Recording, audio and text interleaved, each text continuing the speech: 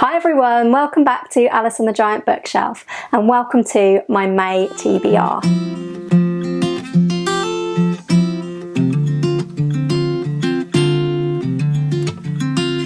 Hi everyone, welcome back to my channel, or welcome if you are new. My name's Alice and as always I have way too many books, and as is becoming a bit of a theme for any TBR that I put out, I think there are way too many books on this TBR, but it's always good to have options, so here we go. In May there are a few different readathons again that I would like to join in with, plus a few ongoing readalongs that I'm doing, which luckily do fit into some of the readathons that are going to be happening in May. So I'm going to talk about a few different readathons, and some of them I really will only be reading maybe one book for them, but I thought I'd give them a mention anyway. So let's get straight into the books because I've got quite a few to show you.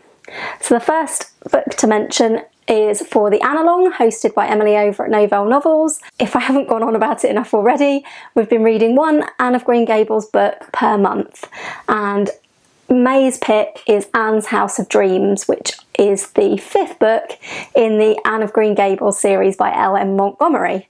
So I will be reading this one in May. I still haven't read the April pick, but I will have done by May, I'm sure of it. So that's the first book that I definitely plan to read. And the first readathon that I would like to come on to is hosted by Katie at Books and Things, and this time last year Katie over at Books and Things hosted my first ever readathon, which I actually joined Booktube to participate in, which was the 1900 to 1950 readathon. And this year Katie's hosting a different readathon, which is the historical readalong. I don't read a huge amount of historical fiction, but lately I have been certainly delving into the Tudors, and I do have a book on my list of books that will self-destruct if I don't read them this year that has got a historical timeline. So I've got 3 picks for Katie's readathon. I'm not going to try and fulfill all of the prompts, but if you want to see the prompts I will include them in the description box down below, along with Katie's announcement and a link to Katie's channel.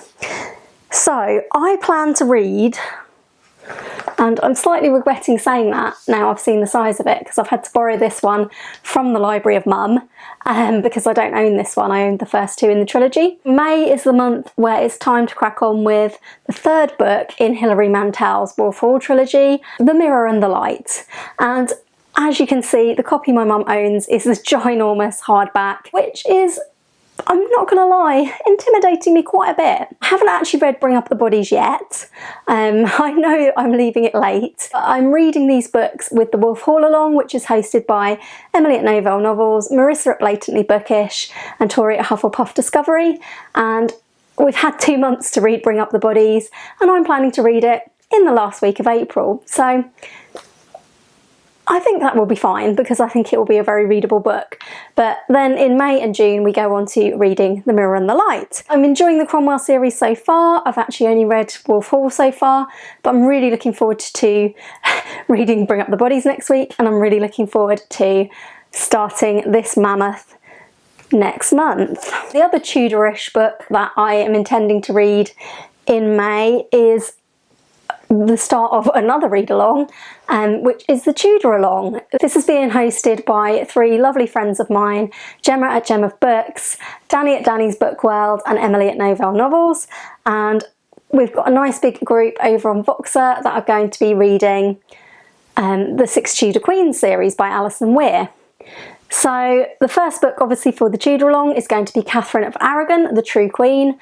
I have never read any of the Six Tudor Queens series, and I do have my little phases of enjoying reading about the same sort of time period. So the Wolf Hall read-along has kind of kicked that off for Tudor times with me, and I will be really interested to find out about these 6 queens, because the Tudor period has always been one of my favourite historical time periods to find out about and to read about. And I'm very interested to see what Alison Weir makes of Katherine of Aragon's story. And this is going to be a read-along that is going to read one of these books every 2 months, so that's quite handy. And so this can be carried over into June as well if we haven't finished in May. Yeah, I'm looking forward to starting a new series, and I'm looking forward to reading this with the lovely Tudoralong group. And the final book I want to read for the Historical Readathon is the one that I've had on my TBR for a really long time, and it's made it onto my list of books that I have to read this year, otherwise I have to unhaul them, and that is The Art of Murder by Michael White. I did talk about that in a previous video, but it's basically about Detective Chief Inspector Pendragon and a case that he's investigating of contemporary crimes. But they do compare to a historical timeline of murders, and I believe this is going to be linked to Jack the Ripper. So, because it says on the back, in the Whitechapel area of London in the 1880s, a person who remains unidentified to this day committed a series of sadistic murders of local prostitutes, which involved elaborate mutilation of the victims' bodies. So I'm pretty certain that's Jack the Ripper. And so this has a major storyline set historically, so I'm going to try and read this for the Historical Readathon. So moving on to a second readathon, this one reminded me of the 1900 to 1950 readathon from last year, and this is May of the Moderns, which is being hosted by Margaret Pennard, and I'll link her channel and any prompts and things down below. I'm not going to actually be following any prompts, but I would like to read some books because there are still several on my shelf from the sort of roughly 1900 to 1950 time period, which I believe is the sort of modern time period that Margaret Pennard is talking about. So I have options for this readathon. I'm definitely not going to read all of these, but I have a few options, so I will show you some. So first of all, I would like to read one of these two Daphne du Maurier novels, which were written in that time frame, and we have an option of Frenchman's Creek or Jamaica Inn. I'm thinking of running a poll to decide which one of these two I should read, so look out for that on my community tab, and you might get to choose my TBR. I've heard really great things about both of these books. I think Frenchman's Creek is a bit more piratey, but I think there's also potentially smuggling and stuff in Jamaica Inn. So very interested in both. Both of these were written in the modern time period, and I'm really enjoying Daphne du Maurier. I've read My Cousin Rachel already this year, so I would like to read another one. One I will definitely be rereading for May of the Moderns and also for Christiefest is the Christiefest pick for May, which is Death in the Clouds by Agatha Christie. This is a really enjoyable Poirot story. I'm glad to get back to Poirot again because we haven't read a Poirot for a while. And I remember the first time I read this being, I think this was one of the first that I read, and it's certainly one that I really have very fond memories of, and I think it's a very enjoyable Poirot. So looking forward to rereading that. And my other two options for May of the Moderns are both sort of crime classics from that golden age, because luckily the modern time period coincides with the golden age of crime. I've got two that were written before 1950, which are Dorothy L. Sayers' Unnatural Death. This is the third book in the Lord Peter Wimsey series. I've read 1 and 2, and I've heard that the later books are actually much better. But before I go on to those, I did buy a set of the first 3, so I do need to read the third book before I can skip any. So yeah, Unnatural Death is one option that I could read, and the other one is a Josephine Tay book, Brat Farah.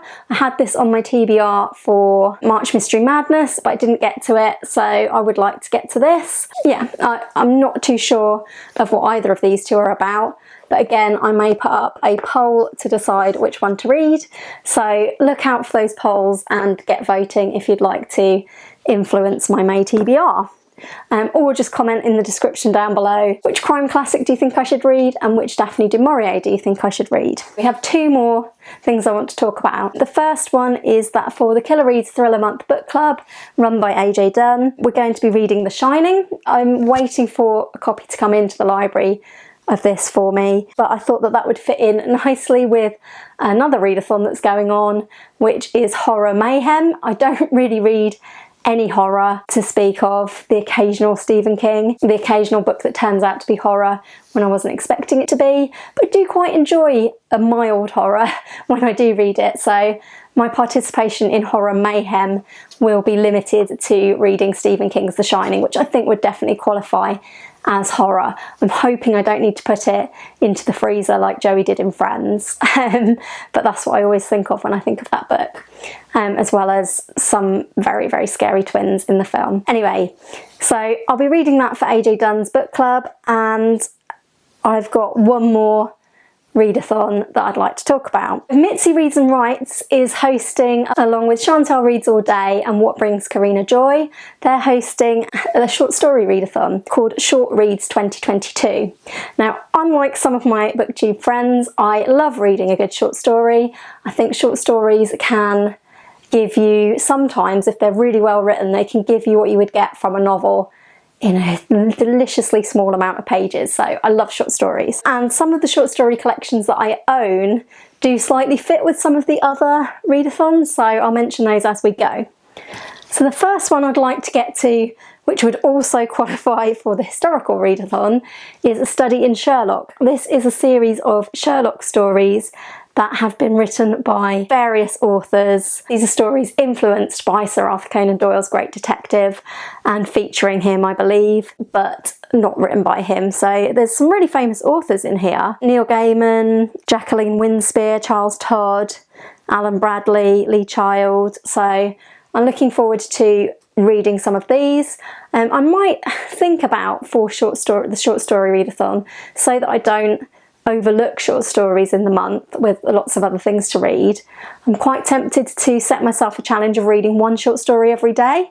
So I might start off with The Study in Sherlock, and I've got a couple more to go on to. If I do manage to read one short story a day, I'll let you know at the end of the month. One I would really like to get to before I go any further with the Jack Reacher series is Lee Child's No Middle Name, which is the only Jack Reacher collection of short stories. I've been meaning to get to this one for a while now, and yeah, I would be more than happy to be reading one of these a day. I'm sure that would be a really, really good month. So that's my second option for the short story readathon. The third one I actually showed in my picks for the BookTube spin and it didn't come up, and that's London After Midnight, a conducted tour by Peter Haining. This is a collection of short stories by famous authors set in London. So we have Sir Arthur Conan Doyle, Agatha Christie, Ruth Rendell, P.D. James and Graham Greene, among others.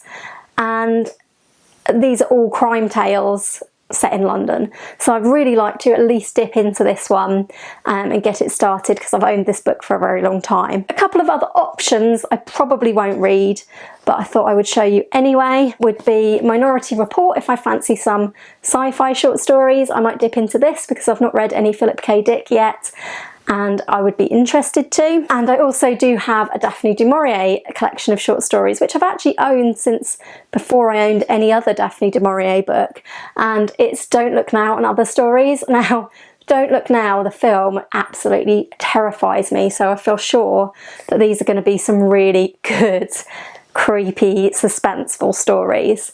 But if I'm going to be reading another Daphne du Maurier for May of the Moderns, I will probably just stick to just reading the one. I do also have a Stephen King short story collection, but I don't think I'll be getting to it this month. And I've also got Charlaine Harris's A Touch of Dead, which I might start this month. I've heard that some of these stories fit into the timeline of the Sookie Stackhouse books at the point at which the Out of the Coffin read-along are at the moment. The Out of the Coffin read-along is hosted by BookTube with Amy and Ange's Book Chatter. I'm planning to join in with it at a later date because I've actually never read the final 3 books in the Sookie Stackhouse series, and I've never read this short story collection.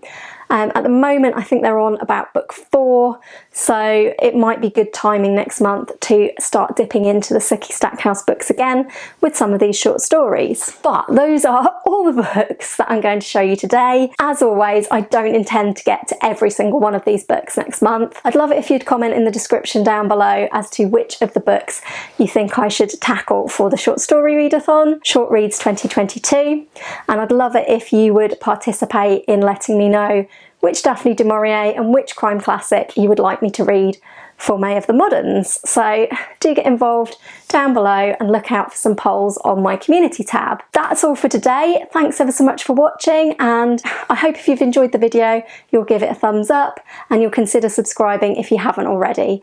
And I hope you'll join me again soon for another video all about books here on Alice and the Giant Bookshelf. Bye for now.